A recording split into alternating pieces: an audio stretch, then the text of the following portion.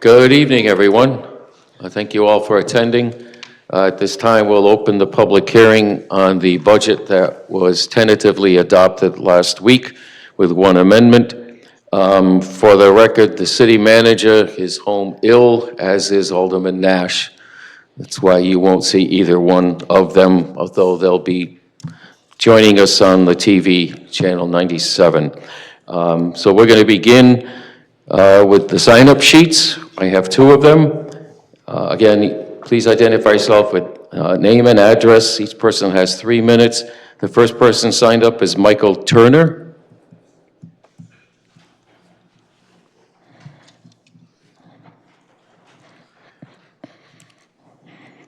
No issue. My name is Michael Turner. I live on Will Road, Norwich, Connecticut. Yeah, I'd like to talk about the senior budget, senior citizen. Number one, I've been working with the Rose Senior Center for a while because I'm disabled. And what's left of me, I got rods and everything in my body and things. If it wasn't for Sally and Melissa at that Rose Senior Center, you're talking voters, seniors in this town. They're plus and a half if it wasn't for them. Because they work with you, they talk, they adapt the appointments, help you as much as they can, and what they can do and what they can't do, they tell you. I hope the city keeps Sally and everybody at the senior center, because they look out for the seniors. And they look out for people that come in there with the seniors, not just the seniors, the elderly people, that people that help us, okay? The drivers are fantastic. Everybody at that senior center is fantastic, all right? I've been disabled since 2010, all right? And if it wasn't for them, I don't know how I get around Norwich, go shopping, help me go to doctors, in town, out of town, Hartford, Uncasville, and if it wasn't for them, I don't know what I'd do, okay? I barely can get around, and I got major health problems, okay? If it wasn't for those working with us, and I go in there, they help you out 100%, okay? I hope the city sells, the baseball field, anything to help the budget, the teenage little kids, baseball field, the ice skating ring, biggest waste city ever wasted, because I'm from the old school, Forts Pond. That was the biggest thing going years ago. I hope the city looks at the budget and helps the senior center and quit like the industrial park over in Baltic and whatever. That was the biggest waste going, okay? And then, you need the police, the fire department, and the senior center to help this town. Because right now, downtown is so vacant. And then you got the Rotary down there, a waste of money. And then you got this bell out here in front of town hall. Okay? Save Sally's job, save everybody's job at the senior center, would you please? Thank you, sir. Thank you. Carol Erickson.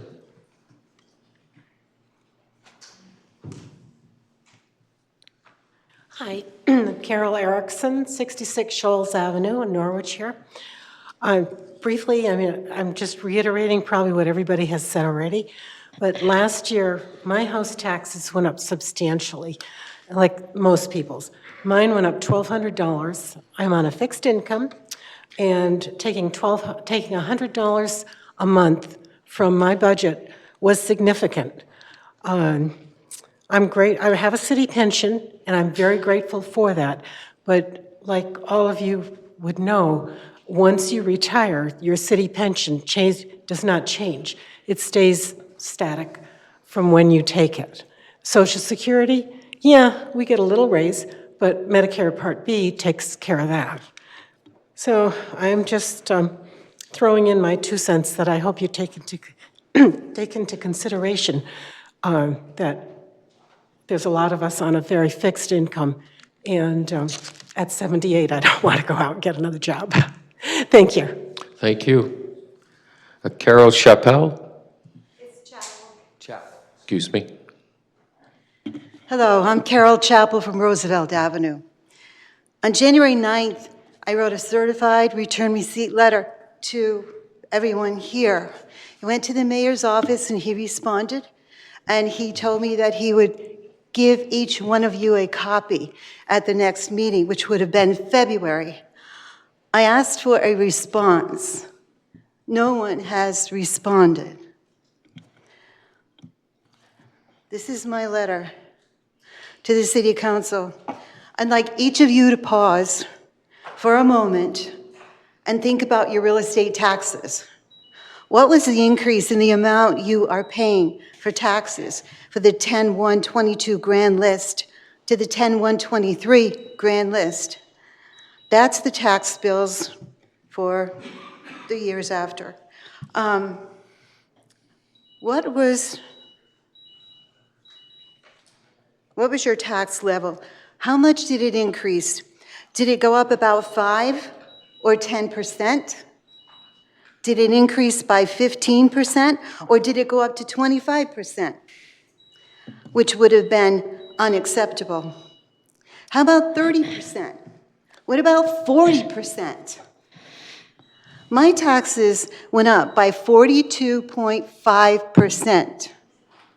How is that acceptable to anyone here? I'm a senior on Social Security. So I won't go into the rest of this, but I have some points to make. Number one, when a resident sends a request to you personally, in writing, memorialized, and you just ignore it, what is that?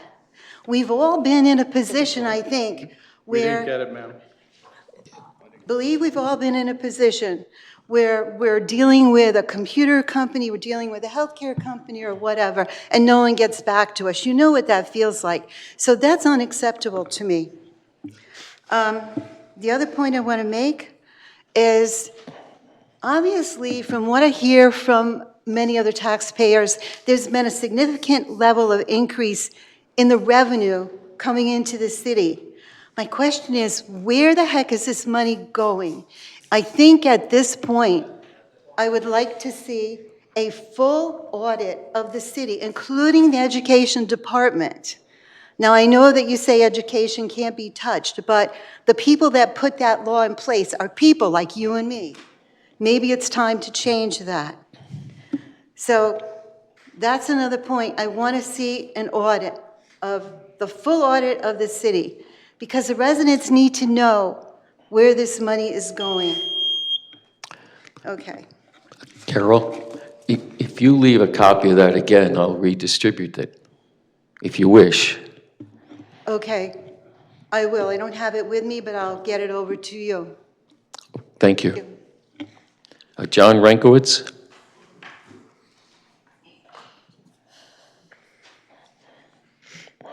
John Renkowitz, 23 Michelle Drive, Norwich, Connecticut. This Norwich City Council must have the pleasure of insulting the taxpayers and residents of Norwich.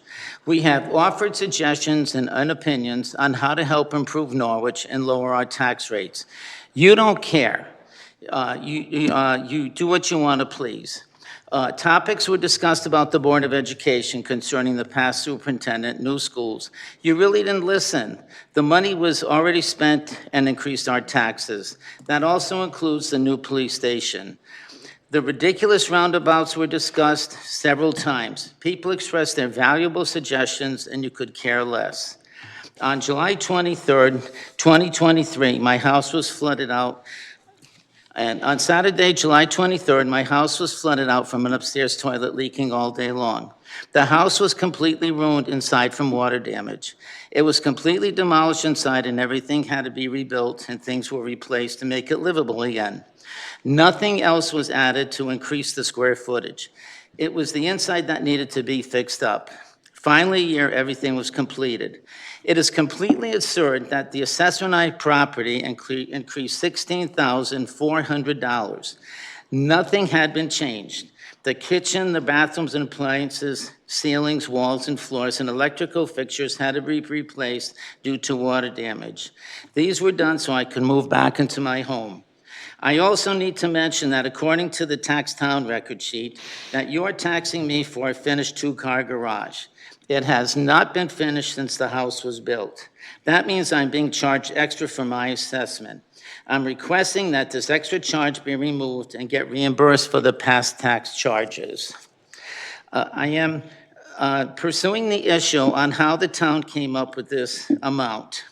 You are still not informing individuals about these meetings. I have said it over and over about sending notices to people. And I only just happened to hear about this one. And like I said, I've stressed it, and it never got done. And it's been going on for a few years, and I mentioned it. I feel sorry for the taxpayers of Norwich and do not approve the way that you intimidate us. And like I said, you need to start sending that letter out. That's how people will be informed. I mean, we're paying the taxes. What does it mean just for the postage to send it out?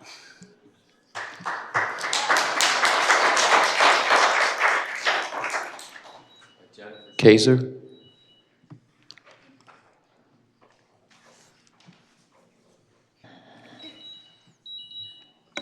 Hi, Jennifer Kaiser, 18 Maplewood Court. First, I know what I'm going to say is probably going to be repetitive, and I apologize if my tone sounds harsh, but this is important to me. I wasn't able to attend the past meetings. I was sick, but I'm here tonight, so I hope that my words resonate with you, and I wouldn't be here if it wasn't important. So thank you for what you do. I do appreciate it. But I am here tonight to ask the council to please cut the current budget proposal and give the taxpayers of Norwich some financial relief.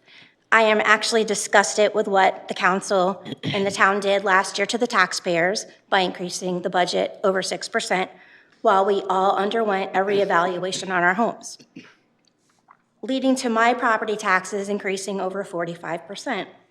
I don't get a 45% increase raise. The Board of Education received a 7% increase. Where I work, we're lucky to get 1.5%, if that. Usually it's 2% or 0.2%. I work in Salem. The Board of Education got 7%. All of this while the Board of Education is wasting our money on paying a superintendent and assistant superintendent on paid admin leave for 15 months and paying for 2 interns to cover, not to mention the legal fees associated with the Board of Ed's bad hires. A flat education budget, just so you know, will not impact MBR. It will not impact, and after a 7% increase, I'm sorry, but that's where I feel it should be. When it comes to services received, I can only say that in my experience, it hasn't been great. I don't have kids. My husband and I are single. We're living on our own. But the view from my kitchen is basically that of a junkyard. And when Blade is contacted, I get 0 response. 0. My yard is immaculate. One of my neighbors is here. He could tell you. When my house and yard are constantly being overpowered by loud music from my next door neighbor, I call the police, and I'm told, it's not a problem. However, if that were the case, I wouldn't be wasting their time and our resources. It's a problem. We have all had to make cuts to our household budgets due to our tax increase. It's time for you guys to do the same. It's time to start representing the constituents and being fiscally responsible. Maybe it's time for the department heads making 6 figures to maybe forego their raise. Maybe it's time to dip into the rainy day fund and use that to offset some of the budget because it's pouring in Norwich.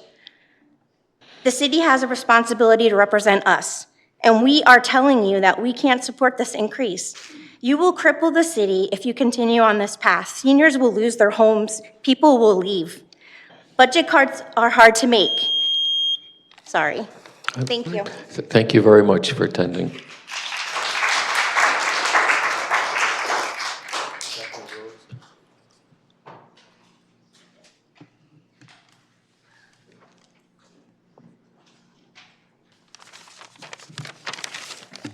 Hi, Catherine Rose, 124 Baltic Road.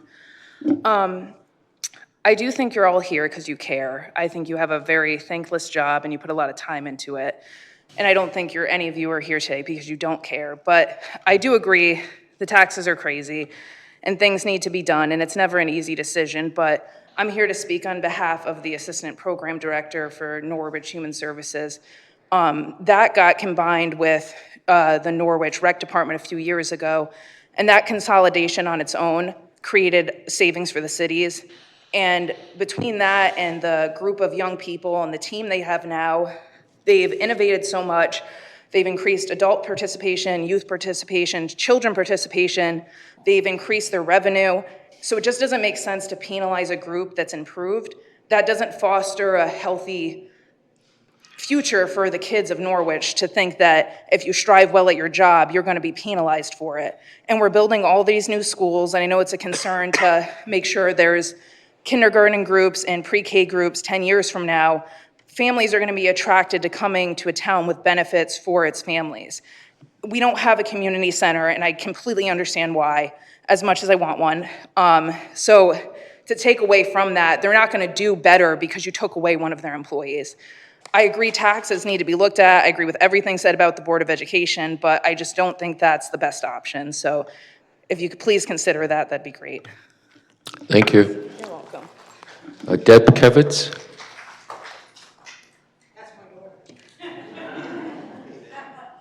Yeah, Deb Kevitz, 611 Norwich Avenue, Director of the Norwich Bully Buses. We're celebrating 24 years this month, and at that table, 24 years ago, was Norwich Youth and Family Services. They've been by our side since day one. We couldn't do half of what we do without their support and their guidance through thick and thin. And a couple months from now, I'm going to be doing our 19th Summer Jam. Spending my summers with a bunch of middle schoolers. Yes, I'm crazy. But once again, our partner for the last 16 years was Norwich Youth and Family Services. One of the things they do well is they partner and support a lot of organizations. They put money back into the local community. When they got the ARPA, the COVID money, once again, they put it back into local organizations like us. They hire a lot of local entrepreneurs to run their programs. If you take a look at their program booklet, it has something for everyone. So think about it before you're making those cuts, because families are looking for things to do. They come on the weekends and they got to go out of town because there's nothing here for them. But don't penalize or take away from the one department that's actually doing stuff for the youth and the kids in the city of Norwich. I would love at some point we have a youth center. All the other small towns have figured it out how to invest in their kids, Griswold, Colchester, Montville. Norwich at some point needs to. But in the meantime, support the one department that is actually doing something for the kids because they need it. Thank you. Thank you. Blake?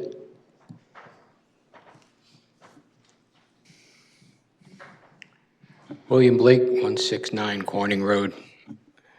I'm just here to speak against a tax raise. I hope the city manager feels better, but I really think he should take a closer look.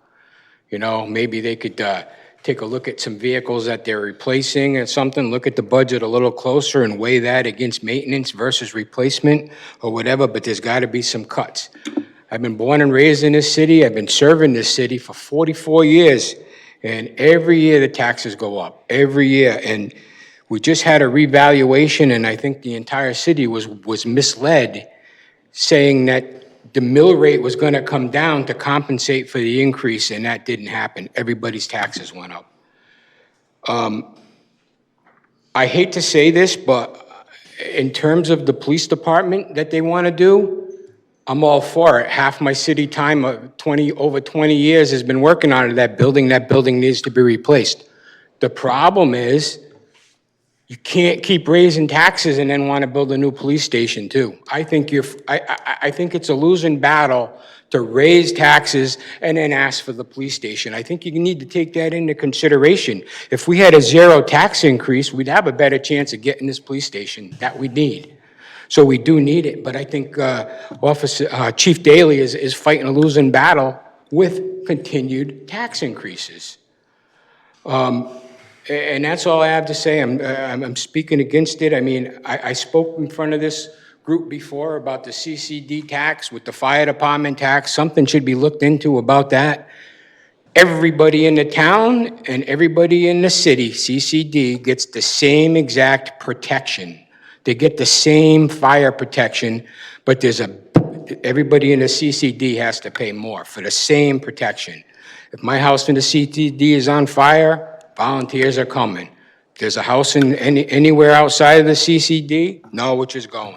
Something needs to be looked at with that. There's a lot of extra money in the CCD that could be spread out. And thank you for listening. Thanks for everybody for coming. And try to keep it down. Try to not raise taxes. Every year it goes up. Thank you. Thank you. David Burnett? Thank you, David. Roberta Paro?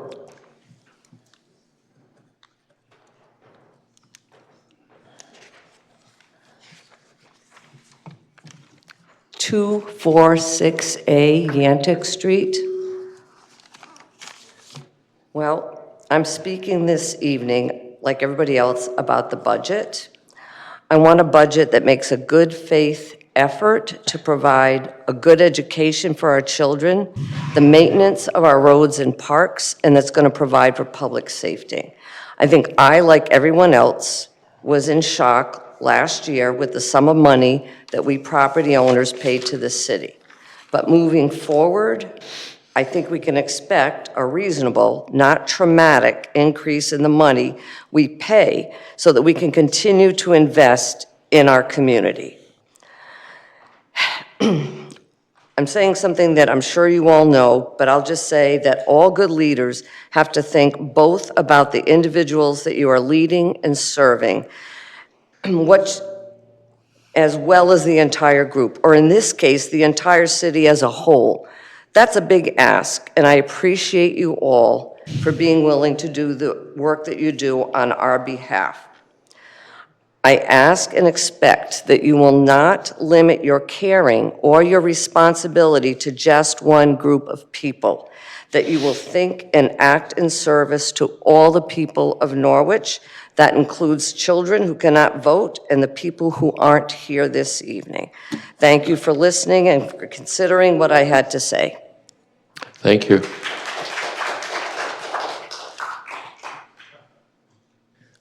William Denker?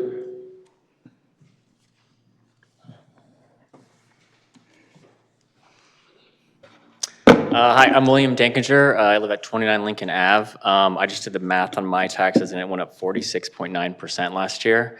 I think a lot of people will come up and tell you things that you should be doing and all that kind of thing. But I think something that I would just encourage is to look at the budget in like a slightly different way, like using a different mindset, maybe use an inversion mindset. I see a lot of things in the budget that are these moonshot ideas on bringing revenue to the city, thinking that's going to fill the budget gaps. So, there's stadiums built, and I see like there's some renderings out here for like a industrial park. And to me, those are just like, they're huge investments that drive up taxes for local citizens that have no real, their actual success is limited. You don't actually know the outcome of those. And so I'd use inversion if I were you guys to say like, these are ideas that you think like might make the city successful and create revenue, but how about you think about it from a way of like, what are the things that would actually make the city fail? And I think if you look at it through that inversion lens, you could say, well, we could tax people to death. We could raise their taxes 50% per year. That'll probably make the city fail. And we could not provide basic protection services. As I walk around the city, I see drug transactions taking place, like different police and protection services. And to me, looking at it from that lens is probably more productive and a more safer bet on investment dollars to say like, instead of saying like, what can make the city succeed, just start saying like, what is surely gonna make this city fail? And I think from that lens, you can look at it and say, okay, what can we do to prevent those failures from happening rather than just taking these moonshot ideas? Thank you. Victoria Opras? Hello, my name is Victoria Bratza. I live at 170 Broadway. I've been here before, and I just want to say I work as a realtor. My office is in Mystic, and I have been trying and trying to bring my clients to Norwich.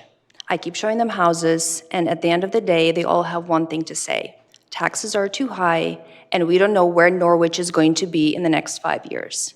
They're scared to move to Norwich. They will pay $700,000 for a home in Mystic, where their taxes are half of Norwich, instead of buying a house that's 3 times as big and more beautiful and more historical.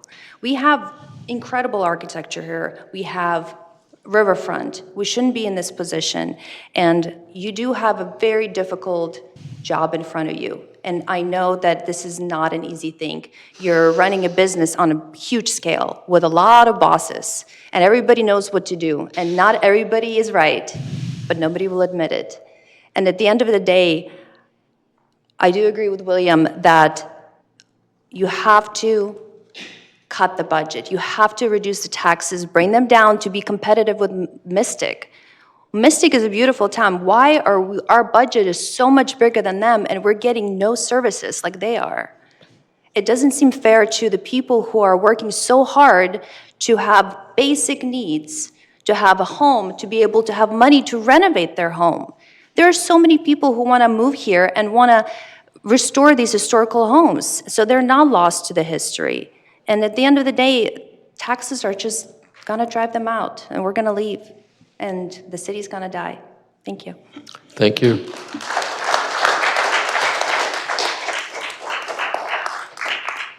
Amanda Morales.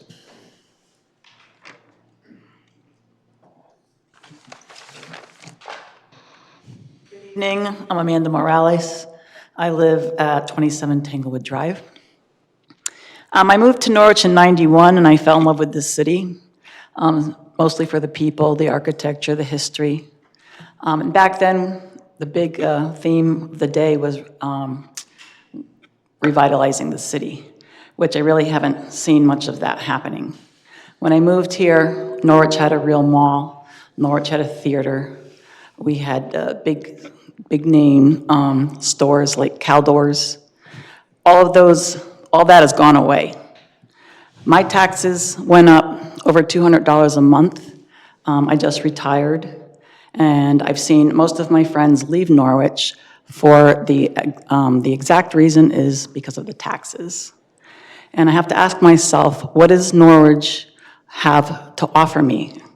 If I want to go shopping, I have to go to Lisbon. I have to go to Waterford. The only store really around Norwich is TJ Maxx. Why do small towns like Lisbon and Waterford have so much more than Norwich?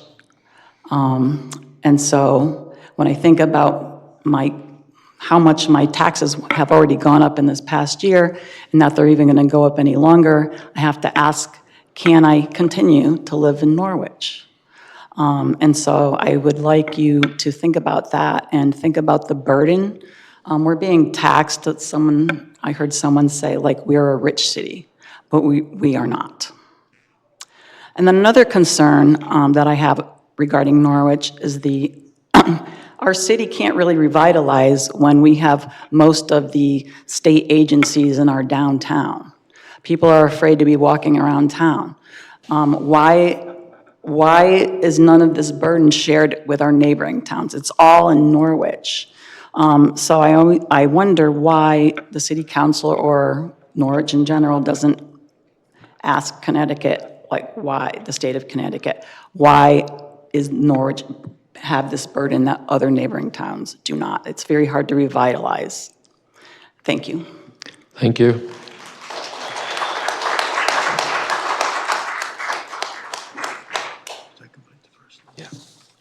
Barbara Burgess.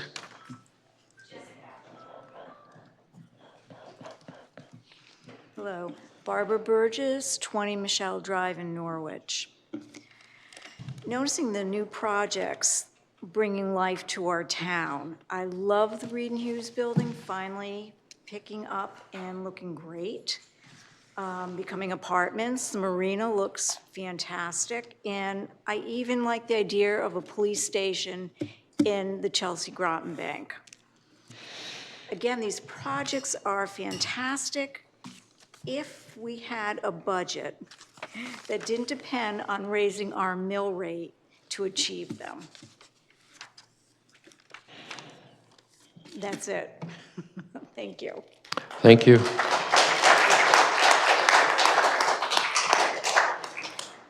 Julie Keiko, please.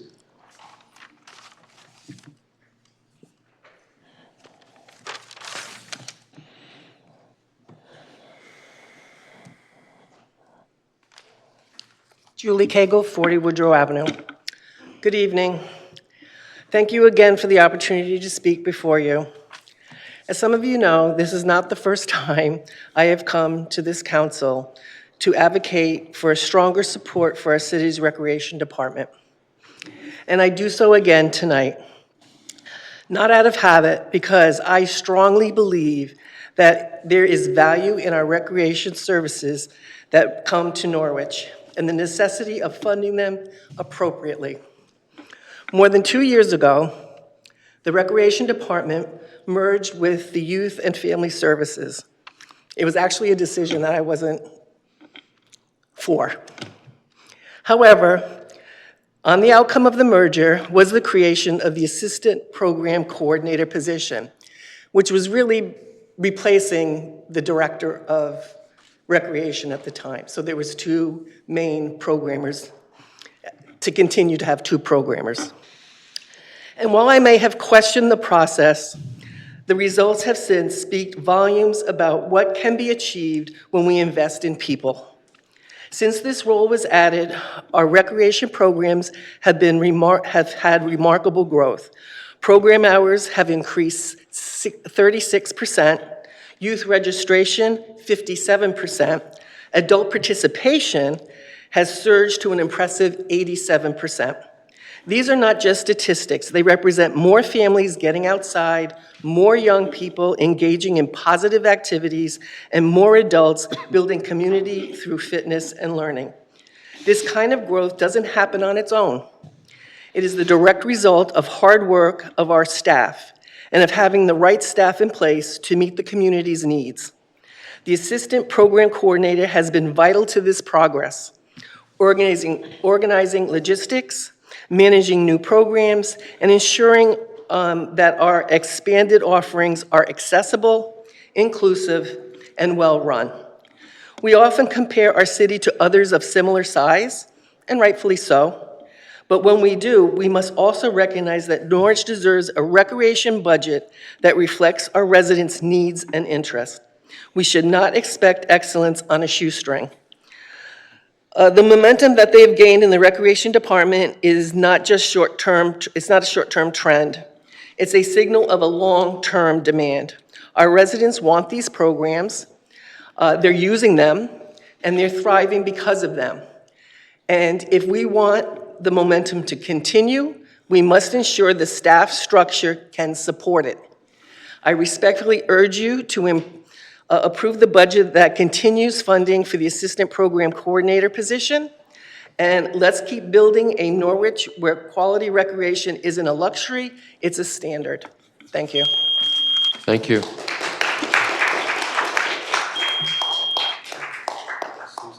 Susan Gunn.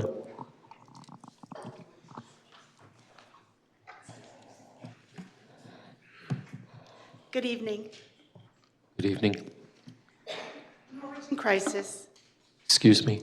Norwich in crisis. Approximately 39% of Excuse Norwich... me, may we have your name and address, please? Oh, I'm so sorry. Susan Gunn, 29 Lincoln Ave. Thank you so much. I apologize. Not needed. Thank you. Approximately 39% of Norwich households are cost burdened. This includes 47% of renters and 30% of homeowners, indicating a widespread affordability issue across different housing tenures. The median household income in Norwich is $59,791, which is significantly lower than Connecticut state median of $83,572. This income gap exacerbates the affordability challenges faced by residents. The average home value in Norwich has increased by 11% over the past year, reaching $278,799. Similarly, the average rent has risen to $1,702 per month, further straining household budgets. Norwich collects approximately $146 million in property taxes while exempting approximately $84 million for economic development. This figure does not include non-taxable entities such as hospitals, schools, and nonprofits. Instead, the $84 million represents tax abatements extended to companies, corporations, and landlords. Do these tax exemptions help the local economy? Over the last 2 decades, the Norwich economy has grown at an average rate of 1.3% per year, or 27% over the same period. Meanwhile, the national economy saw an average growth rate of 2.1% per year, or 46% over the same period. It's time to reevaluate Norwich's tax exemptions. Thanks. And if I have another moment, I just wanted to say, I moved to Norwich because my daughter and son-in-law bought a home here. It was an old Victorian that they renovated. Unfortunately, they chose to move after their property taxes were raised from $6,000 to $10,000 per year. The saddest part about this is that my grandson moved with them when they moved. Here I stay in Norwich because I've fallen in love with the beautiful people and the magnificent architecture. Thank you for the time.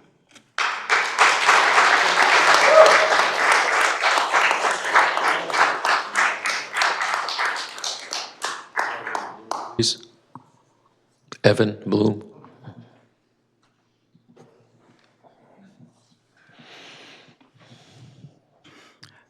Good evening. Evan Blum, 387 North Main Street, the former Atlantic Packaging Company building complex.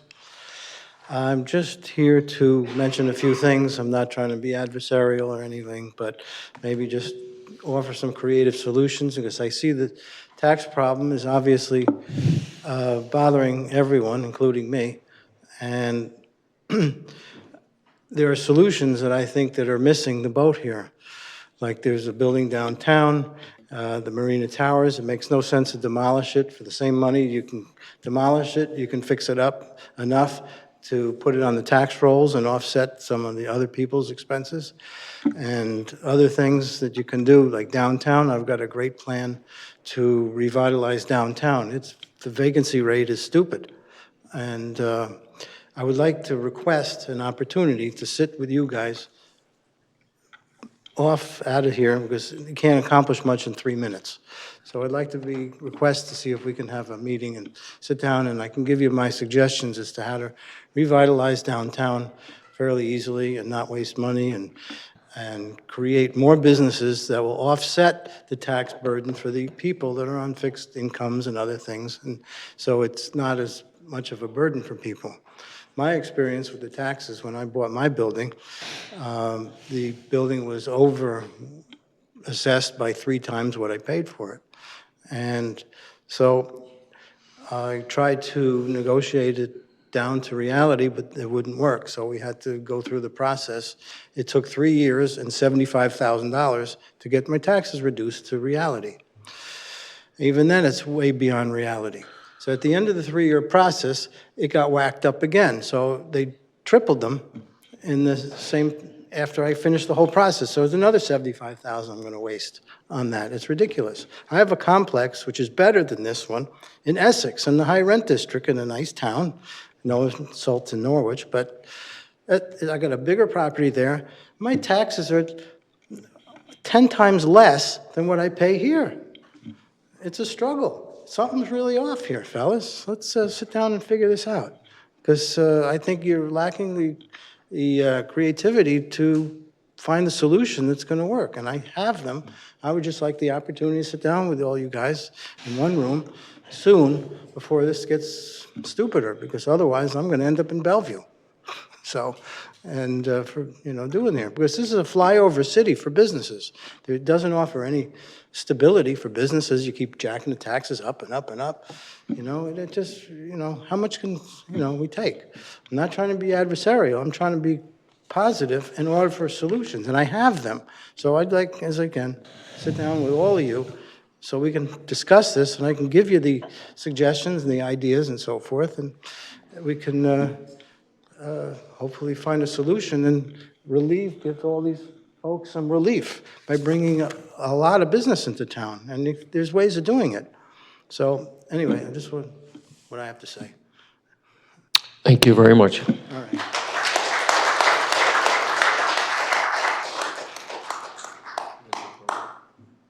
Linda Thoreau.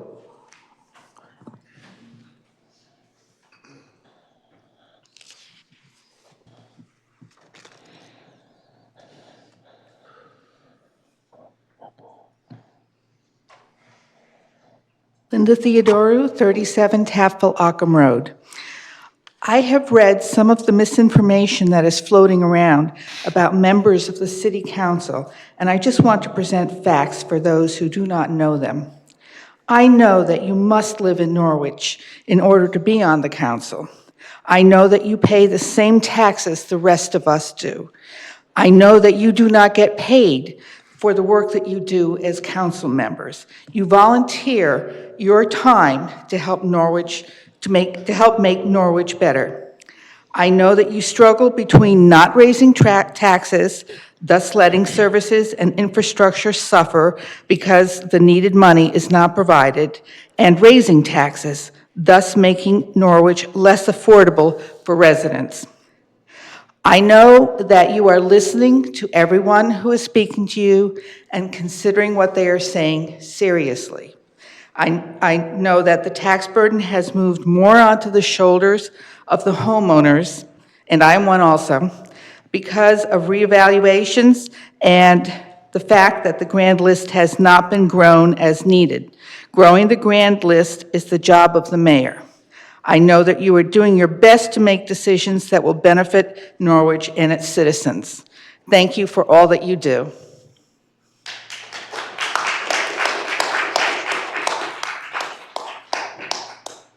Mark Kulos.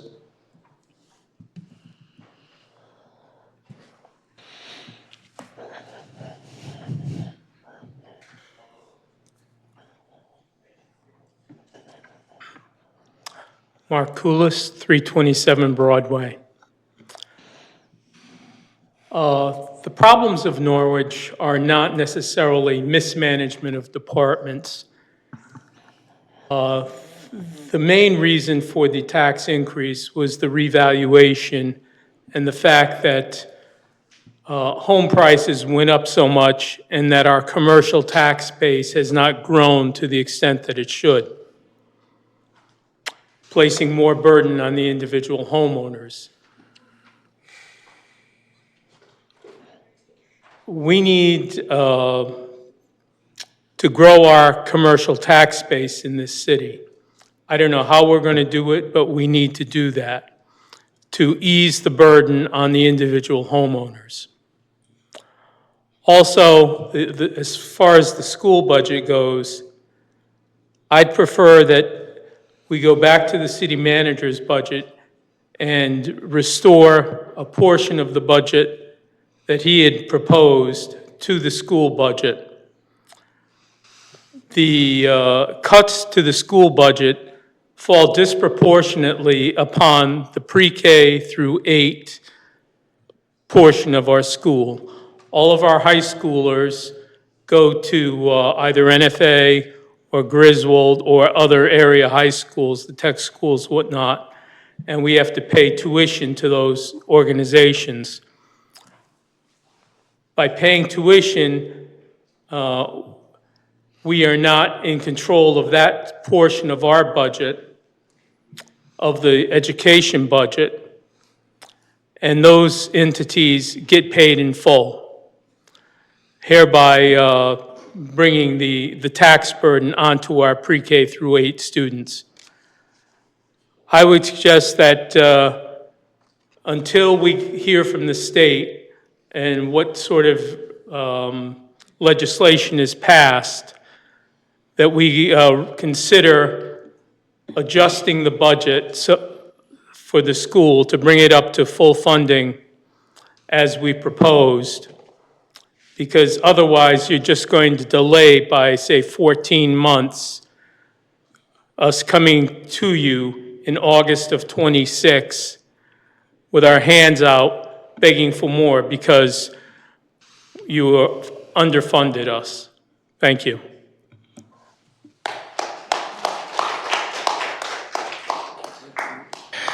Kevin Sathani, please.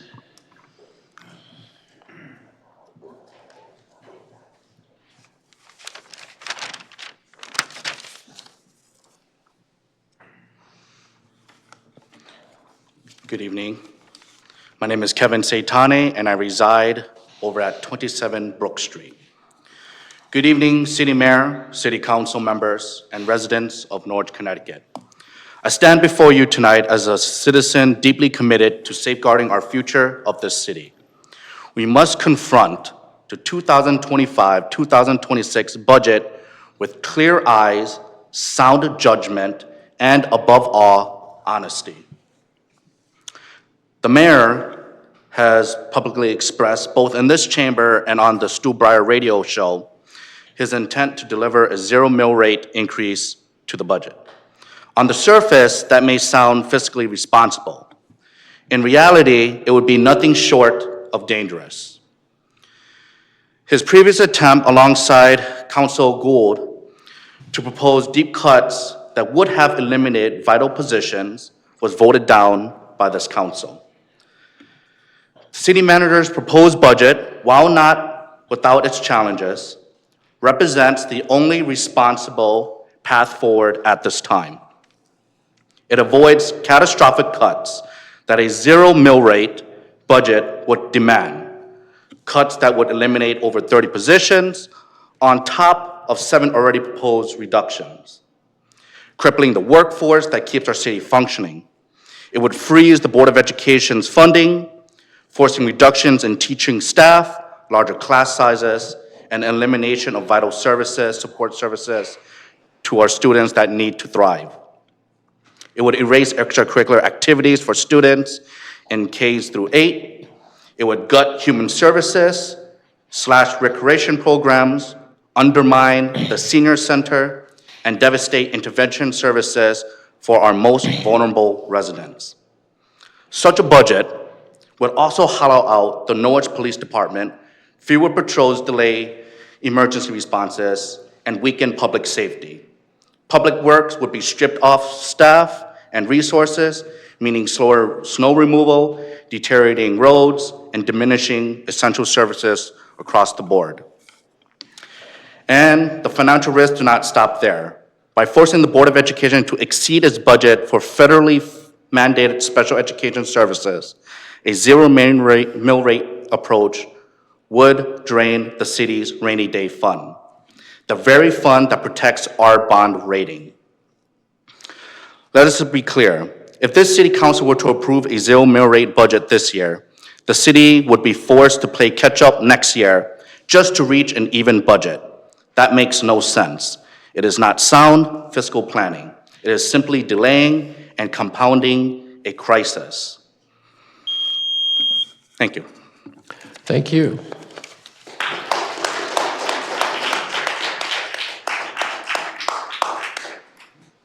His name is Arnold. Oh, Arnold. I didn't see you. Arnold Alina. Good evening, members of City Council and fellow residents. My name is Arnold Alina, 55 Elizabeth Street. I stand before you tonight as a business owner, a father, and a junior pickleball instructor who teaches kids not just how to play, but how to grow through the game. I'm here today to ask you to continue funding of one of the most impactful roles in our community, the Assistant Program Coordinator position. This position isn't just a line in the budget. It's the reason families like mine and hundreds of others have access to the kind of programming that helps our kids thrive and brings our community together. I've personally spent thousands of dollars enrolling my kids in Norwich's summer camps and programs over the years. I didn't do it because I had to. I did it because I saw the confidence it gave them, the friendships they've built, and the skills that they've learned. I've also seen the city grow with my own eyes. When I had my office at Foundry 66, working alongside NCDC, I've witnessed the transformation of downtown Norwich firsthand. More than most, I've seen what it looks like when this city leans into progress. And I believe that our best days are still ahead. This position is part of that progress. According to the Recreation Advisory Board meeting minutes, program hours have increased by 36%, giving more residents the chance to participate. Youth registrations have more than doubled from 2,611 to over 5,200. And adult participation has grown by 87%. So when people say there's nothing to do here, these numbers do not reflect that. There is a lot to do here. Those numbers tell a powerful story, one of momentum, opportunity, and real community impact. Because of this position, Norwich now offers before care at schools, a lifeline for working parents who have to clock in early and need a safe, secured place for their children before the school day begins. We've also seen a rise in monthly family bingo nights from 75 to 100 attendees. The new programs like rugby, boxing, gardening, golf, fishing, and of course, pickleball. And now we run 3 summer camps for children ages 3 to 14 across the city, safely and successfully. Now let me be clear. I'm not here to speak on behalf of a specific person. I'm here to speak for the position itself, because regardless of who holds it, its value in this city has been proven beyond question. If you know me, you know how much I care about Norwich. I may not always agree with every decision made in leadership, but I will always fight for our families, our kids, and for the future we're trying to build.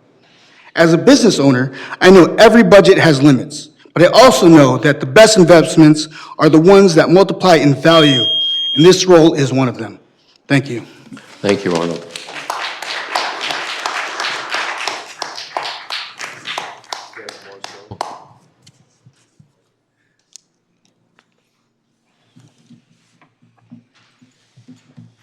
My name is Deborah Marceau. I live at 92 Fifth Street, Norwich, and I am also a senior citizen, but I will not be retiring anytime soon.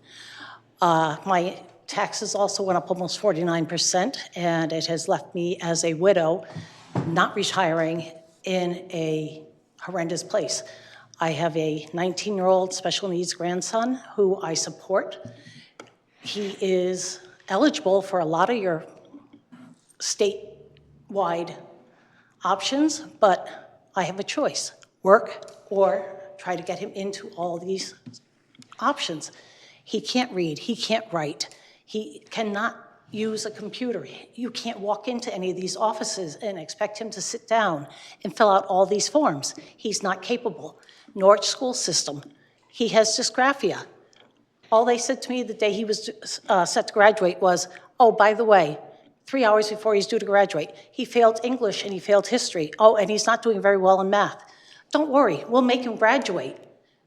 They knew about all of his deficiencies when he was in 5th and 6th grade. Before COVID, I had him signed up for special classes. The IEP that Norwich sent home with him stated that he had these special needs and that he was going to get all these extracurricular help. Never happened. Waterford Country School, they didn't have internet. EastCon, they didn't have the computer systems. It was passed up on. All of your superintendents had signed off on this. They knew what was happening. Now he's left hanging in the system. He is one of the kids that gets in trouble periodically. I have a choice. Do I try and help him, or do I keep a job and try to try and pay your taxes? I can't afford to pay the taxes. I can't afford to help this kid. I'm a grandparent who is 64 years old that cannot keep up with her yard, cannot keep up with your taxes, and cannot help with this kid. So I have a choice. I work, I do what I can to pay, but I cannot afford to take time off to get him all the help he needs. I adopted him when he was 4 years old. His mother passed away in October. He has no other family member to help him. Norwich has left him high and dry, not only through the school system since he was in second grade, but also through the fact that I can no longer support him or myself the way that it needs to be done. I have been a citizen in Norwich for 35 years. I've owned my house for 35 years. I'm not young enough to go out and try and take care of all the things that need to be taken care of. There's nobody here to help me. And yet you keep increasing my taxes. I can't pay anymore. And I'm sure there's a lot of people in this room or out in Norwich who are in the same basket. When you see the foreclosure sign, you can say, oh, I helped her a lot. I increased her taxes over and over. Well, I have to say, thank you, Norwich school system, for helping him fall through the cracks. No student left behind. Yeah, you pushed him through to the point where he has no way of getting a job because he doesn't know how to fill out an application, no way of getting any more help, and a grandmother who's trying to help him stay out of trouble, and nobody can help me. Thank you all so much. After 35 years, I'm just about done. So anybody else who's in the same boat, don't be embarrassed because I'm not a spring chicken, but I am working and fighting, and I'm losing. So Norwich has helped me right into the grave and right into the can. Thank you. Thank you.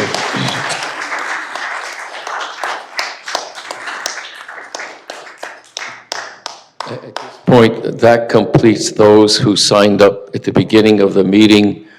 I will go left and right side of each room and keep going. Anyone who wants to be acknowledged, just please lift your hand so I can see you.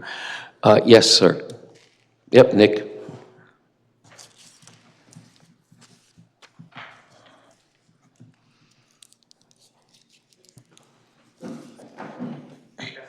Uh, 27 Maplewood Court. So I had the pleasure of running for town council in 2017 and for state rep in 2024.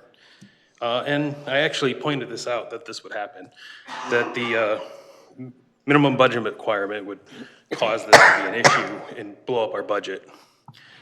So one thing I've noticed from everybody speaking is that everybody wants services, but they don't want to pay for it. And that's how we got into this problem to begin with.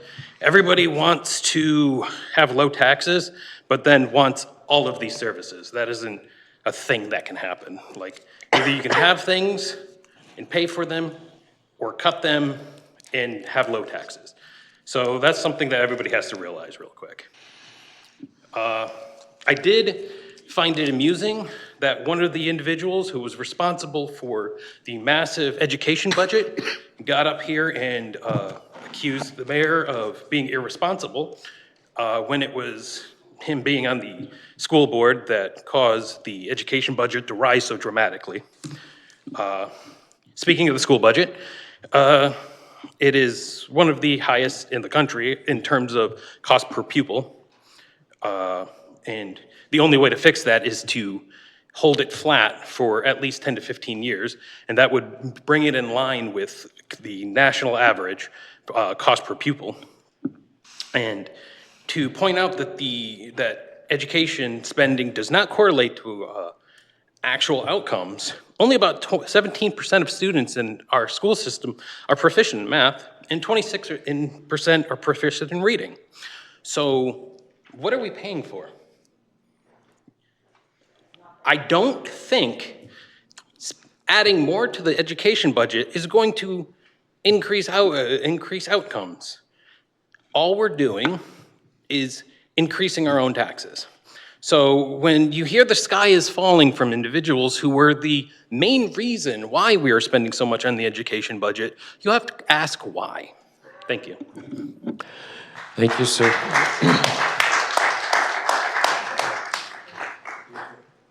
Please.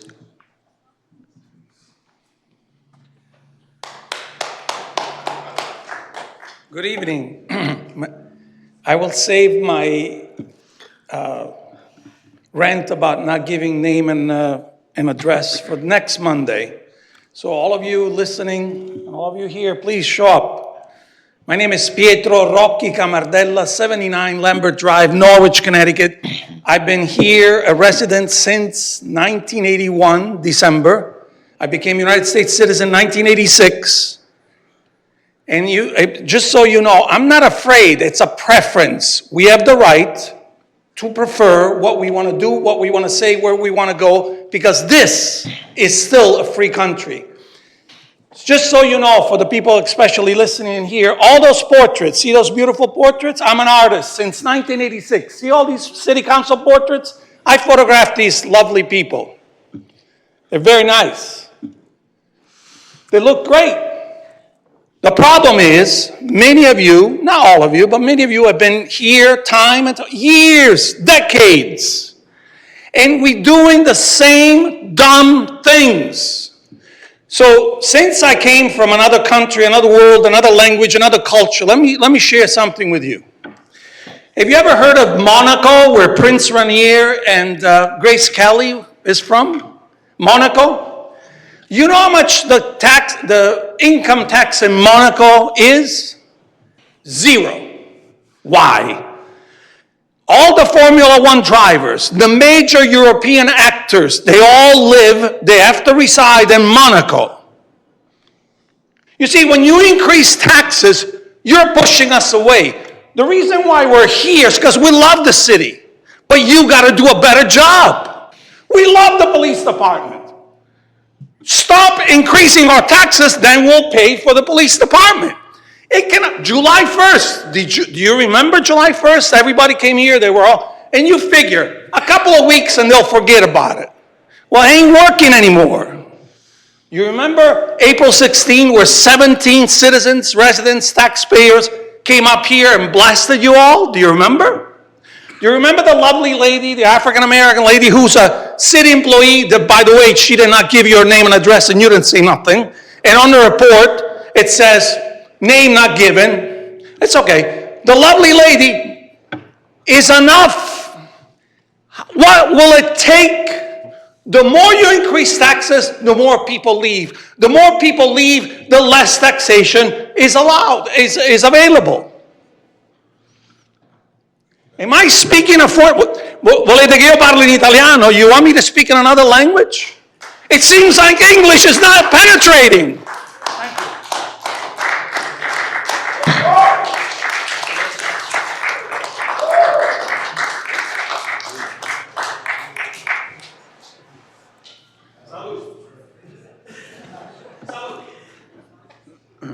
I can't beat that. Race Will Road, Norwich. Just a couple of things. Baseball stadium, human being. Which one's more important? The human being. So if we get rid of that position up at the senior center, I hate to see what it's going to do to a lot of the seniors who don't have rides to the grocery store and to the doctors and so forth. So if you can keep that position, that would be great. As we know, probably the biggest problem in Norwich is the school budget. Okay, there's no hiding behind that. And we were always told that the problem is the special education, which is not paid in full by the state and the federal government. I hear that constantly. I guess it's true, I don't know. But how many of you, or members of the Board of Education, have written letters to the Commission of Education in the state of Connecticut or to Washington, D.C., to Linda McMahon? I have. I wrote her a 3-page letter all about Norwich and the school system and the problems that we're having and why they're not paying their full share of special education. Have any of you written a letter to her or the members of the Board of Education? Have you asked the attorney to write a letter to them, asking why they're not paying their fair share of the special education? These are things that I think are very important that could help us with the school budget and the money. Maybe, just maybe, they'll answer you and they'll give you the money that they're supposed to. And I'm going to close with one final thing. An 86-year-old woman called WICH today. She was practically crying on the radio. 86. She just had a lien put on her property by the assessor's office in the city of Norwich because she can't afford to pay the $6,000 in taxes. And she asked the assessor if it was the only one, she was the only one that had this done to her. And they told her no, there was 600 others. 600 people with liens on their property. Does that answer your question about the people who can't afford their taxes in the city of Norwich? I hope it does. Thank you.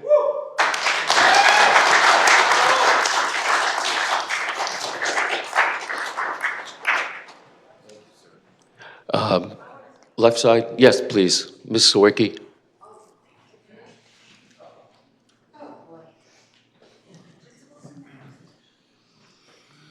Good evening, ladies and gentlemen. Good evening to you. Fellow Norwich citizens. My name is Janice Sawicki, and I live at 39 Andrea Lane. And I hope I don't get shot in the back, but I feel like I need to speak for what the so-called silent majority, the children in our community. Death and taxes, right? It's a given. It's a fact of life for all of us. None of us like to face it. I don't like to pay extra taxes, but it's my responsibility as a citizen of the city. I have my own well. I have my own septic system. I don't have any children in the system. It's my husband and myself, and we live in our house and mind our own business and pay our bills. What's right is right. What's wrong is not right. And I have to say that over and over again. How can anyone think but the place to cut funding is to lowball our school system, our students? Pay now or pay later, That's a fact of life. And that should resonate with everyone. Think about that. It's not going to get any better down the road. And if you read the newspapers and you watch the news, it's not just our communities that is having issues. We don't get the money that we need from the state. We don't get the money from the feds that support things that are needed. There are things that we can all do. I belong to the Ed Foundation. We can all get out and work a little bit and do some community service. We have raised on the foundation $135,000+ in less than 10 years. Right, Mark? Where's Mark Kulos? Maybe he can kind of set me absolutely straight. We can do things to make things better for our community. We can talk to our governor, whose budget this year is just a big joke. Obviously, he wants to be reelected. The things that he came out with in his State of the Union, so to speak, speech, really did not address the needs of our schools, our students, and things in our community that are so important. What else did I want to say to everyone?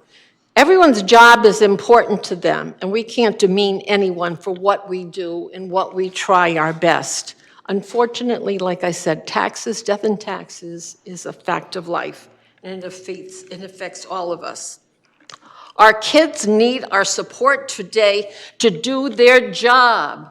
We want them to grow up to be citizens that are productive and useful in our society, in our community. Could you go to your job without your tools, with the things that you need to perform on your job? But yet you'll ask our kids to do the same. Go to school and not even have a sheet of paper or a pencil to write with. Give me a break, really. I wish I had more time. Mandates need to be covered by our government, our state government and our federal government. And God bless you all, because you have quite a job.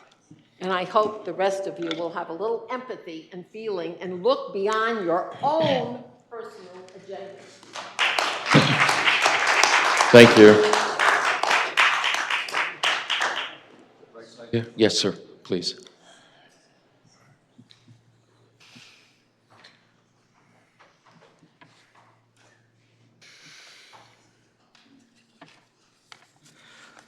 I'm Jose Cerrone. I own a home at 613 East Main Street.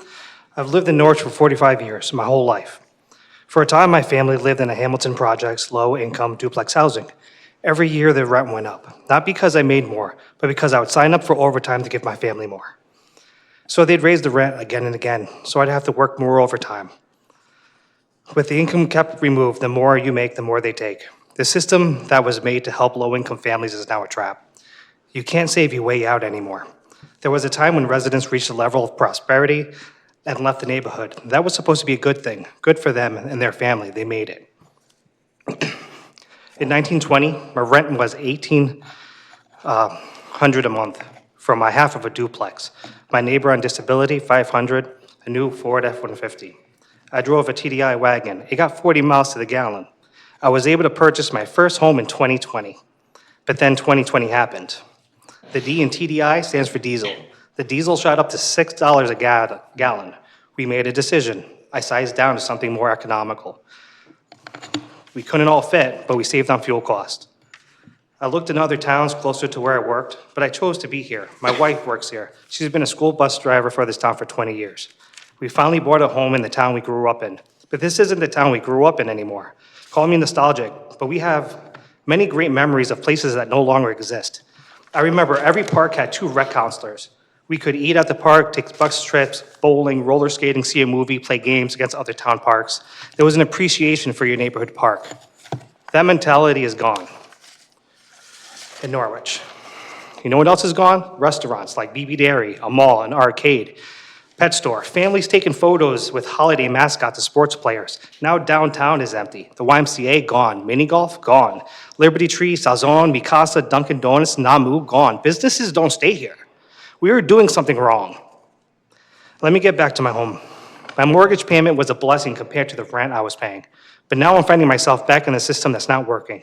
Energy costs keep going up, and taxes increasing, my premiums go up. I love my house. I have a yard deserving of my dog that protects it from porch pirates and unwanted trespassers trying to enter and steal items out of my car now. Did I choose wrong staying here? The strip of fast food chains on the west side is great for youth jobs. We have these large warehouse buildings and no manufacturing here. No machine shops to supply parts for the submarines or the aerospace industry in Connecticut. The residents leave Norwich for good work. The residents leave Norwich for entertainment.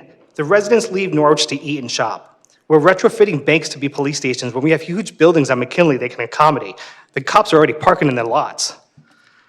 The mortgage contract states I may sell after 5 years. It's now 2025. My mortgage is up $500 a month. Did I choose wrong to stay in Norwich? If this budget increase goes through, I may have to make another financial decision for my family. I may have to sell my home. I don't want to. It's definitely not what my children want. They don't want to change schools. They don't want to play against their friends in sports. Like the low-income housing I worked hard to get out of, leaving Norwich may be the new made it. Thank you, sir.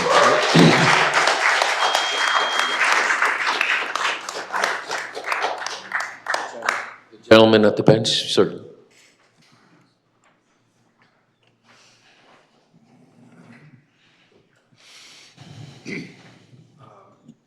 My name is Justin Sebastian Lara. I live on Laurel Hill Road. I've been in Norwich for like over 7 years.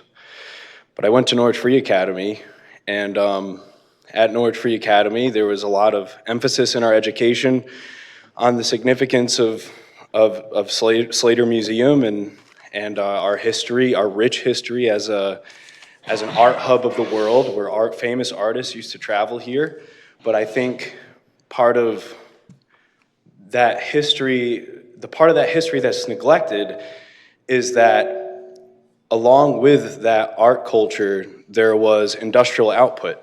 We used to have munitions manufacturing, we used to have shipwrights, and now we have all these empty warehouses with broken windows, as another individual pointed out. We used to have actual manufacturing hubs and actual industrial output.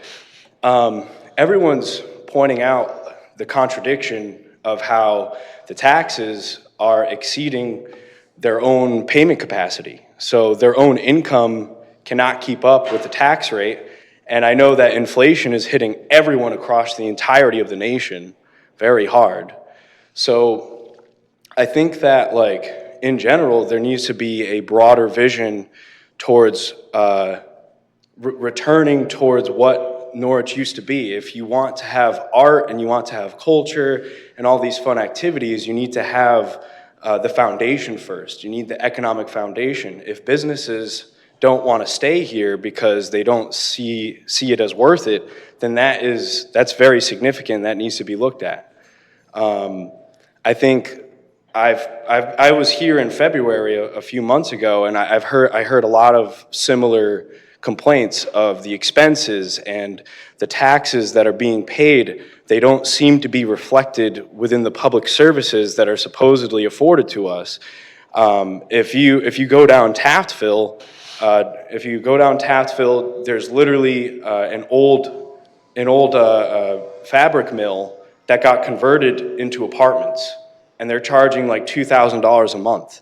That's not affordable housing, and that is a giant historical factory, a manufacturing site that is just nuked and disappeared. So all those jobs are gone, and the only thing replacing it is like a parasitic form of financialism, which is just extracting rent from people. There's no other service being provided except like you have a roof over your head, right? That's not actually productive. That's all. Thank you, sir. Please.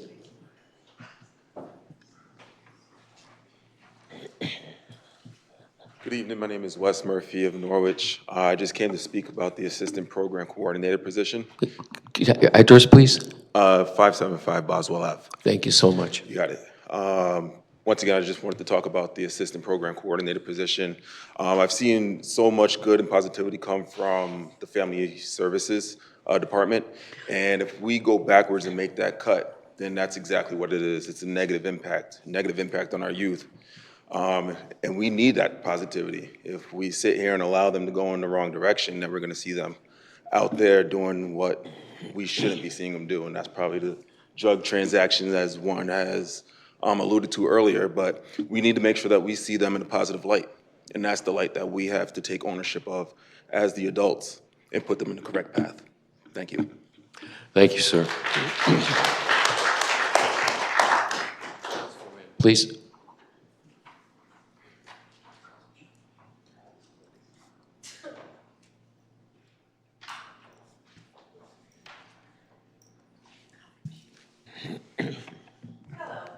Joanne Martin, 2 West Ledge Drive. The thing that strikes me about this budget cycle is the fear and the anger that I hear. It's very real and very powerful. But what concerns me is when the anger is fueled by partisan blame and misinformation. It's political rhetoric that does a disservice to the taxpayers of this city. In my reality, I sold my house on Clifton Place 1.5 years ago after my husband passed away. The house was not in great shape. Bob had been sick for a long time, and keeping the house up was not high on our list of priorities.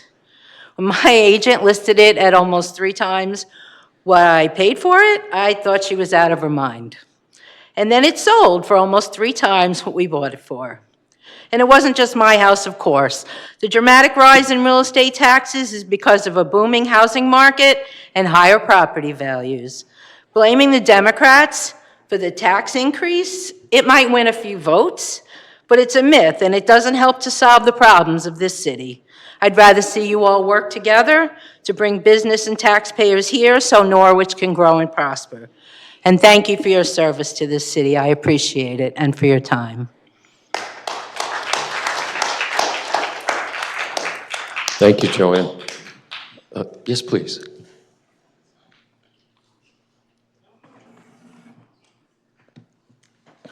Hi, my name is Mia Runyon. I live at 10 Grosvenor Place in Norwich. My husband and I have only been here for about 1 year, but my husband did grow up in Connecticut. He is in the service. We moved here from Washington. He moved back here because he loves the community and he loves the history behind Connecticut and everything. Our house is very old. We love it. We want to do things to it, restore it. If we keep raising the taxes, we're not going to be able to do that. We're not going to be able to afford to live here. We're very young. We want to be able to live while also restoring our home, but we can't do that if the taxes are raised. And that's it. Thank you. Thank you.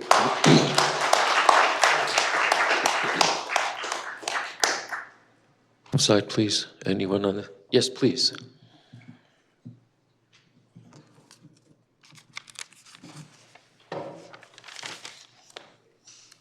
Hi, I'm Kate Reinhardt. I live up on 93 Union, just right up the road here. I am also a young homeowner who chose to come to Norwich. My husband and I are actually from Utah. And when we came here for his job at Millstone Power Plant, we had the option to look at a lot of different towns. We almost bought in Waterford.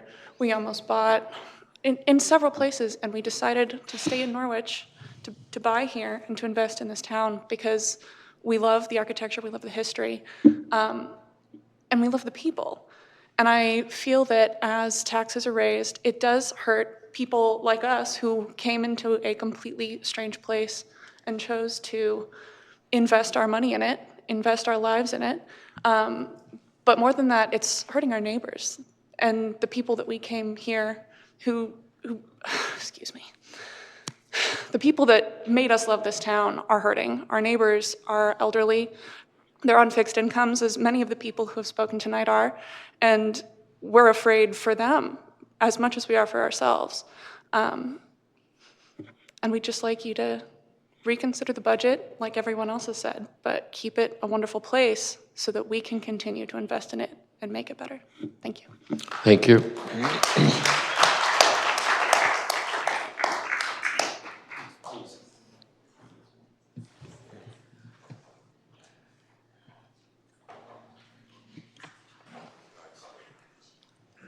My name is Marissa Kolaniki. I live in 53 Briar Hill Road.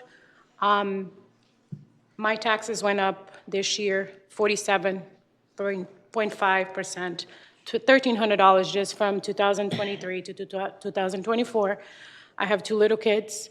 I called the city back in August. I called the school first because this year they decide to change the bus where the kids pick up. They told me because of the budget.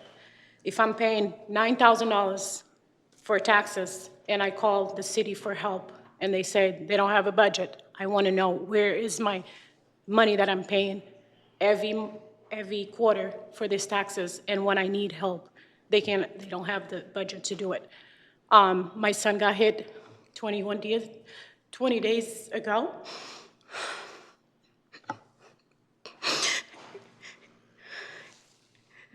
And I called the police today, and they told me that the speed sign was taken out because they don't have a budget to have.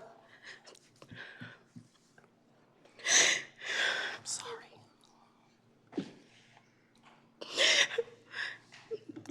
We pay so much taxes, and we live in New London, and we moved here because we fell in love with this house.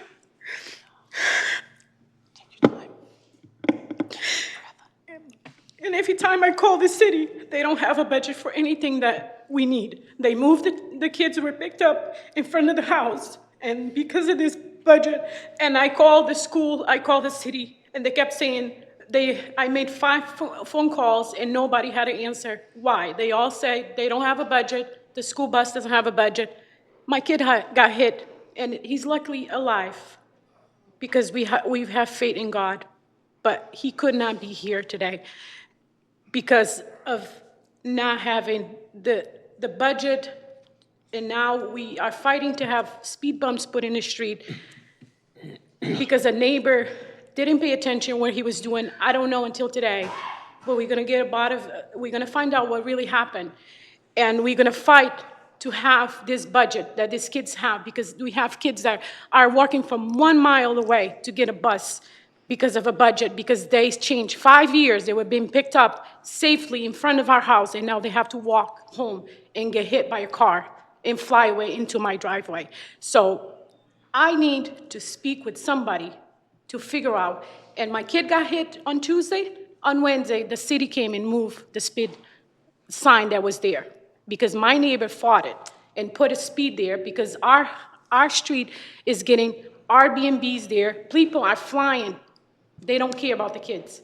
And this is not a tiny street. This is a long street. And if you see a kid walking, why are you going to run over a kid and destroy their bikes and hit 3 kids? Luckily, the 2 other ones escaped. My son did it, and he could have lost his life today. So I want that speed sign there, and I want something done on that street for the kids cannot go outside. They're scared to go outside. I can't live there. And if my son had died on that day, I will not be able to live in the house. I'll have to sell my house and move out of here because I will not be able to stay in the house. I was in Hartford when the police called and said they were driving him to Bacchus. My heart broke. And thank God I wasn't home because I don't think I could see him like that. Thank you very much. Thank you.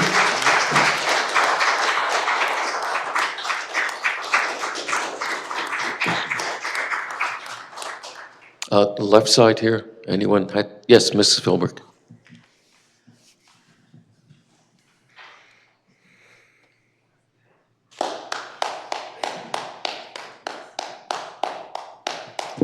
Good evening. My name is Joanne Philbrick. I live at 10 Elm Avenue.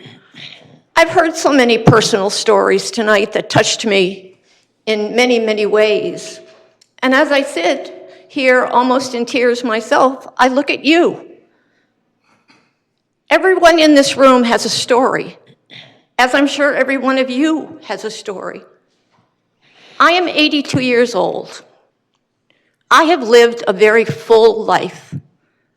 I have seen and experienced a lot of things.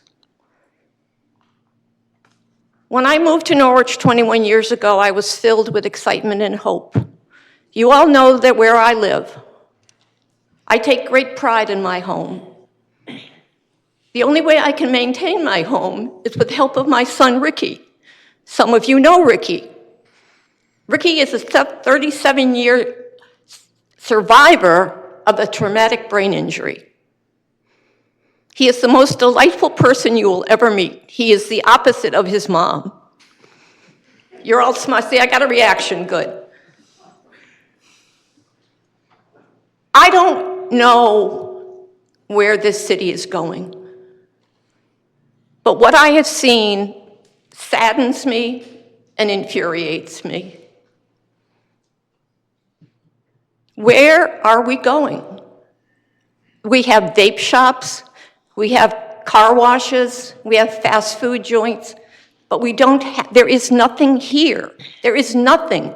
Every time I go downtown and I look at the roundabout, I'm waiting for that effing statue to come.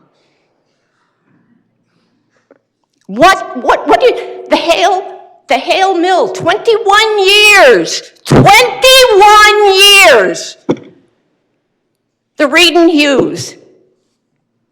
It doesn't matter. I sit in my yard and I think, this is the end of my life. This is not what I wanted. I have no quality of life. I'm afraid. And with all due respect to the police, you call them, sometimes they show up, sometimes they don't. We're living in the Wild West, ladies and gentlemen. There is no respect. There is no lawlessness. There is lawlessness. People drive like there's no tomorrow. Nobody wants to say anything because they don't want to offend anyone. By doing that, you're offending everybody. Please, we pay exorbitant taxes. There's new blood in the city. These are educated, articulate people with money, and they're not going to stand for this crap. Difficult decisions have been made. I looked at the budget. Do you know that the budget for the animal control has gone up by tens of thousands of dollars? Have you ever had the opportunity to try and call somebody from animal control? It's a joke. It's a joke. And it's an embarrassment. I will say this to you, probably get your act together. Clean this city up. Get the drunks and the druggies off the street. Make this a place where people feel comfortable. Take all your human services and put it up there on the hill where it's easily accessible. Or people with money and people with inspiration and aspirations will leave, and this will be an empty shell. Please, I beg you, do not increase our taxes again. Thank you. Thank you.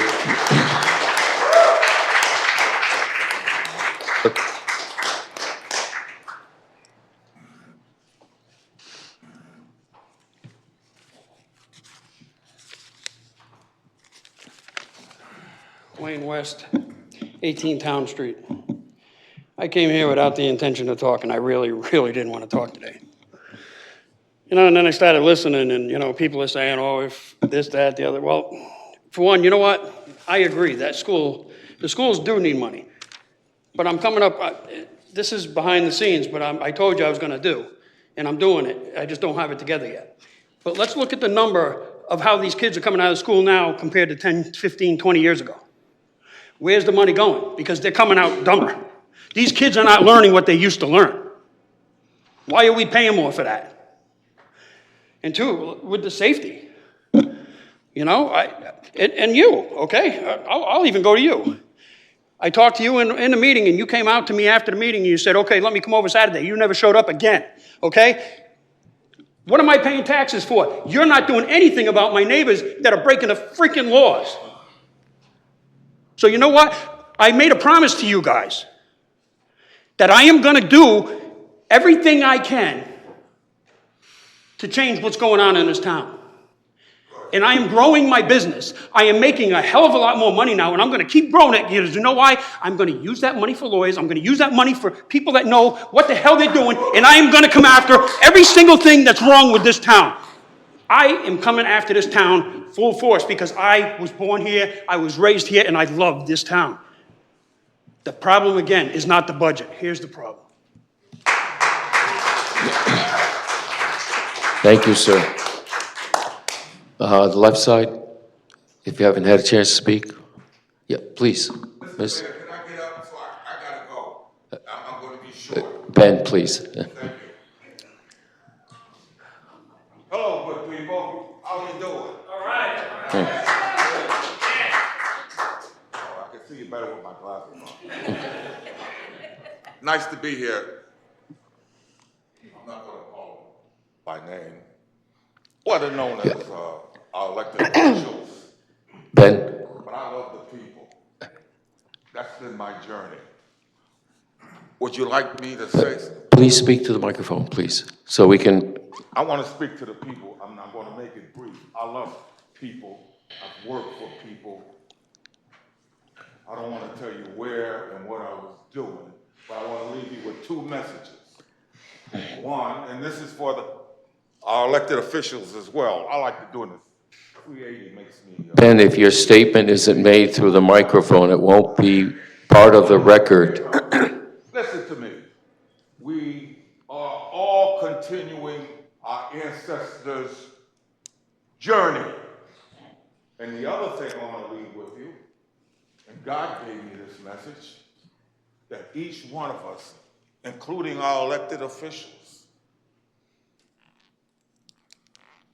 we all are miracles. God bless all of you. Good night. Thank you, Ben. The right side again, someone who hasn't had a chance to speak. On this side, please. Again, no intention of speaking tonight, but again, compelled. I love you too. And I don't know where I'm going with this. My thoughts are racing. My name is Brittany Howard. Live on 42 Donahue Drive. Born and raised here, still here, intend on staying. Get tired of me. I'll be here for a long time, as long as you don't raise taxes. But I understand that for all the services that we want for this town, that there is a need for money to provide. Lots of issues. One, public safety. People drive in this town like a bat out of hell.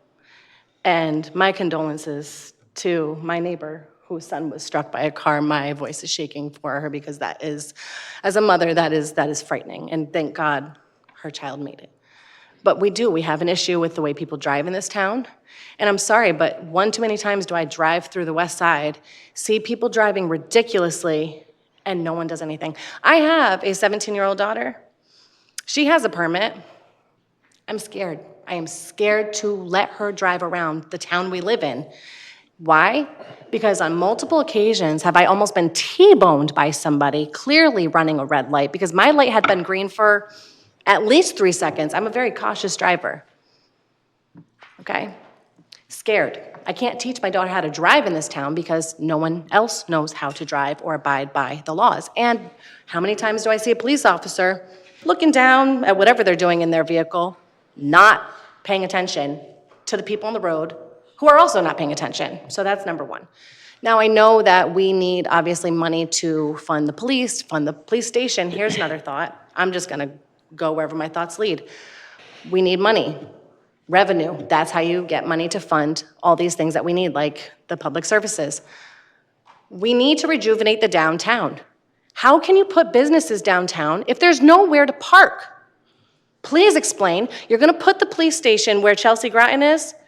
That parking lot that they're going to use is the only public parking lot that I can think of. Please, if I'm wrong, please inform me. If you wanna go to Otis Library, years ago when I was a child, you could park in the back. Now you can't park back there. Where are we parking to use the things that we do have in this town? Please, tell me. I wanted to take my mother to Listella's, the new location, for Mother's Day. Guess what? Couldn't take her. Why?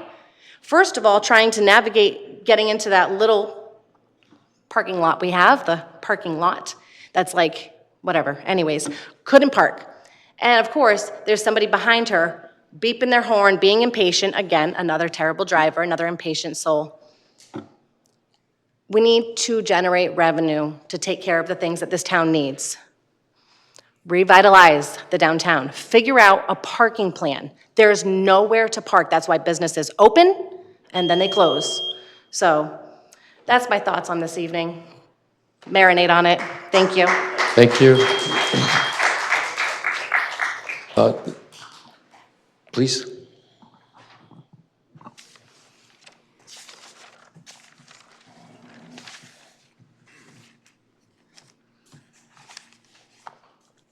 Good evening, everyone. My name is Christy Milligan, and I live at 96 McKinley with my husband. We are new homeowners as of September, and so we just purchased our first home.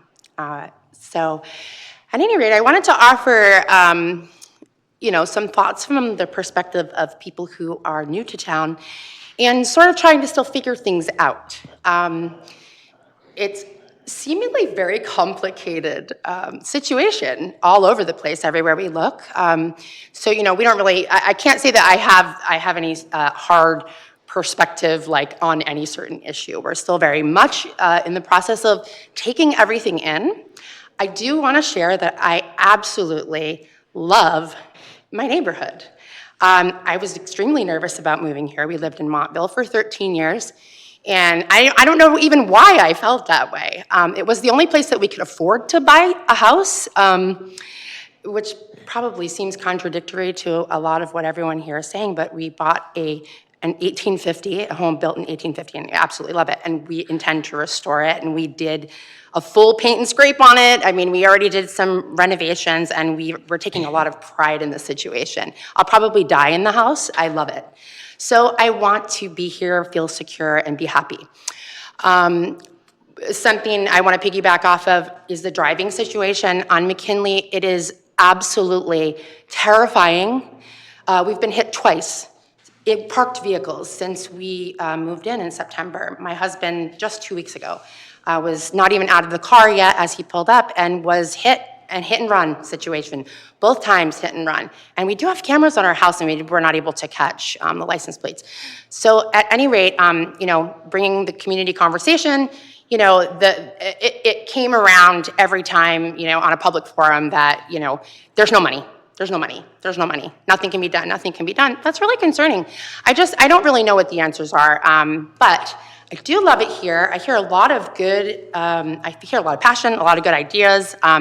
We're trying to figure out what the situation is. It's just really confusing trying to figure out where all this money is going. Our introduction to the city was we purchased our home and it caught directly in the tax increase. It was like right then. So what we thought we were going into, it increased by a whole bunch. We were like, wow, I mean, you talk about a couple of $100s, but that means a lot to a young family who, really, it's a struggle to survive out here. So I don't know. All I'm saying is it's difficult to figure out what's happening. I don't know really what that means, but I'm new, I'm happy to be here, and, so anyhow, thank you. Thank you. Yeah, please. Yes.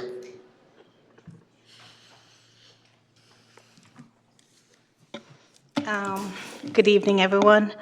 My name is Carlene Chamalis, and tonight I address the Please, council as I'm getting address. to it, as the president of the NAACP Norwich branch, and as a resident of the city of Norwich, and our office is located at 12 K Street. I urge you to pass a fair and reasonable city budget, one that Excuse meets. me, it's 20 Jordan, I believe, the address? Our office is located at 12 K Street. No, your home. Drive. 19, thank you. A budget that meets the needs of all residents, especially our children, our working families, and our seniors. These are the people who keep our city moving forward, yet too often, they are the most vulnerable to budget cuts. Your proposed budget falls short in funding education, social services, and public safety that are desperately needed in our community. As a homeowner, I, like many of our members, do not want to see an increase in property taxes. No one wants to bear the additional financial burdens, and I'm sure you don't as well. However, the reality is that costs are rising each year, and at the federal level, we are facing a proposed budget that threatens vital programs and services for low-income families. And ignoring this reality would be a significant mistake. We must also consider what is the cost of not investing in our people. When we underfund public schools, we limit the potential of an entire generation.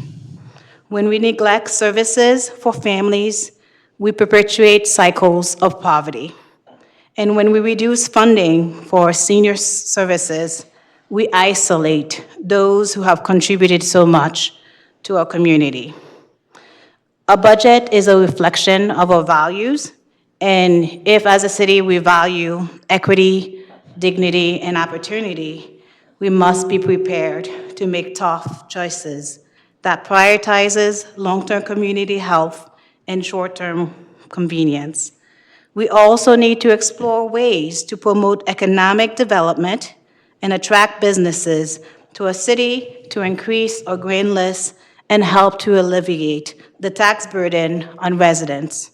Cutting services for our most vulnerable populations, our children and our elderly, is not the solution. So tonight, I urge the council to adopt a budget that invests in our community by fully funding our schools, youth programs, and protecting services for seniors and vulnerable families, even if it requires a modest increase in our mill rate. Thank you.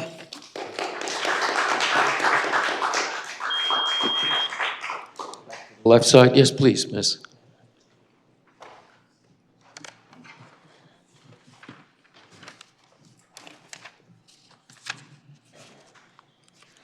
Sally O'Brien, 48 Lincoln Avenue. I moved here in 2020 from the DC area. It was a Zillow pandemic love story. I completely uprooted my life and moved to Connecticut because I found a beautiful house to restore, like so many of my friends here.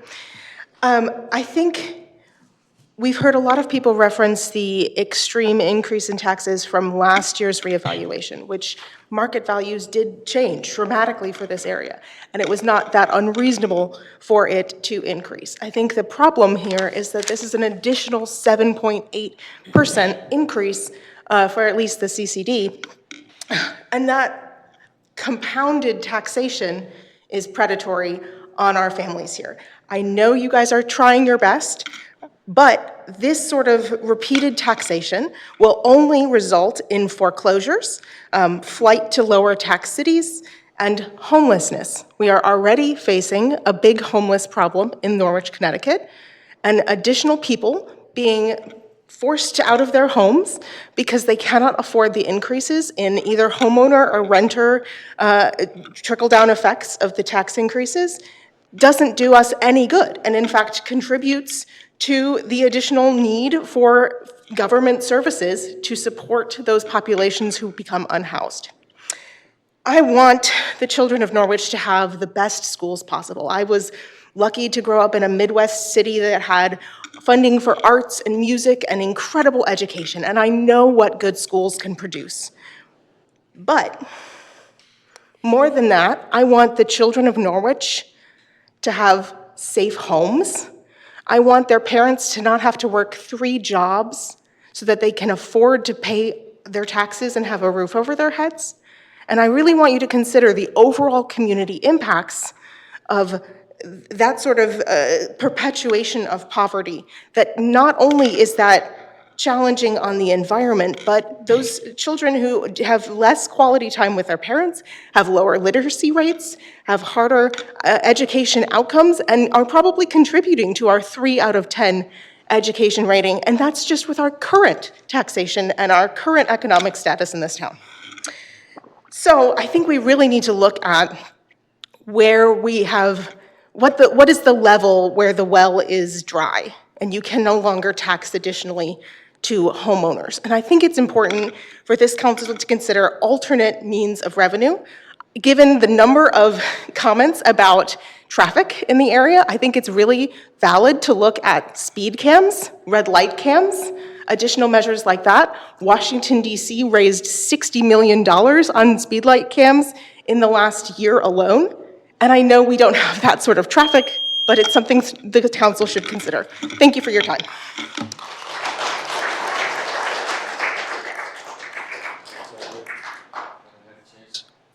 Anyone on this side? Okay, back to the left. Anyone who's not had a chance, would like to be heard? Okay, back to the right. Anyone has not had a chance to be heard? Okay, back to the left. Again, anyone has not had a chance to be heard? Yep, please, John. John Blackburn, 15 Alice Street. I'm one of the elderly property owners, as well as everybody else. I know everything's supposed to be for the good of the children. Well, the children need a home, and a lot of people are struggling paying their taxes.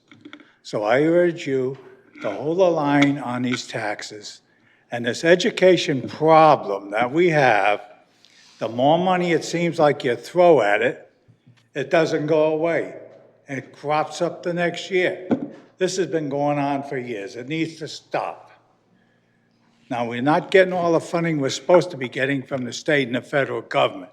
That's part of the problem. But you can't keep putting it on the property owners either. So try to hold the line on these taxes all the way across the board and hope for the best. But that's all we can hope for, because can't keep affording to pay these tax increases. Thank you. Thank you, John.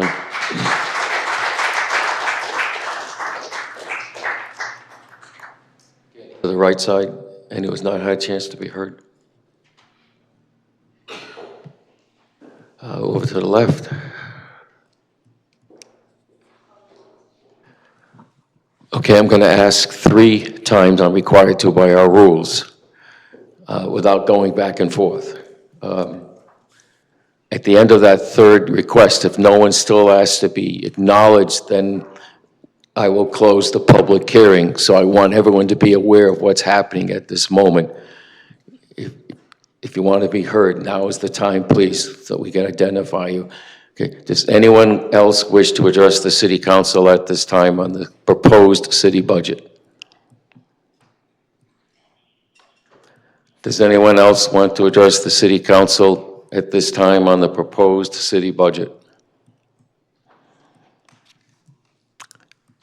Does anyone else want to address the council at this time on the proposed city budget?